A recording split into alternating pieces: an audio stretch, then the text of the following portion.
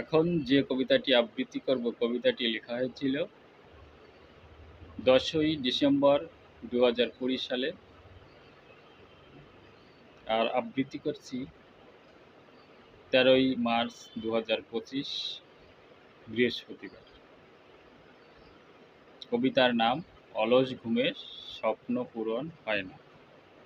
মোবাইলের অ্যালার্মের ঘণ্টাটা যদিও বা না বাজে, ভোরের সূর্য ওঠার আগে আমার ঘুমটা ভাঙে।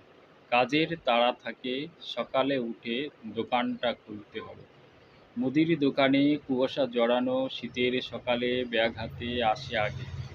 মুদির দোকানে বাজার করতে করোনাকালে ভিড়ের ভয়ে নিত্য প্রয়োজনীয় দ্রব্য কিনে নিয়ে যাবে বাড়ি ব্যাগ ভরে।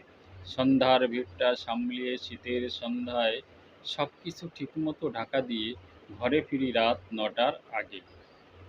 খাওয়া দাওয়ার পরে রাতের বিশ্রামের জন্য ফাঁকি করে ঘরের এক কোণে উপুড় হয়ে দিব্যি সময়টা যায় চলে, ছেঁড়া কম্বলটা গায়ে জড়িয়ে। ভোরের পাখি ডাকার আগে ঘুমটা যায় ভেঙে। নিত্যদিনের মতো কাজ একটাই, সকালে ঘুম ভেঙে যেতে হবে দোকানে। খরিদ্দারের চাহিদা মতো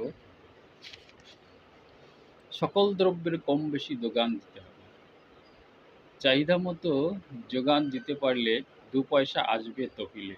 রাতের ঘুমটা যদিও বা হয় ভাঙা খাটে, ছেঁড়া কম্বলটা গায়ে জড়িয়ে।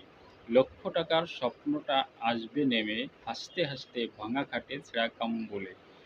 যখন আসবে ঘুমটা নেমে অলস দুই চোখে, সকালের অলস ঘুমটা যদি বা না ভাঙে, থাকি পড়ে বিছানাতে লক্ষ টাকার স্বপ্নটা আমার ঘরে আসবে না আর বাস্তবে নেমে। নমস্কার।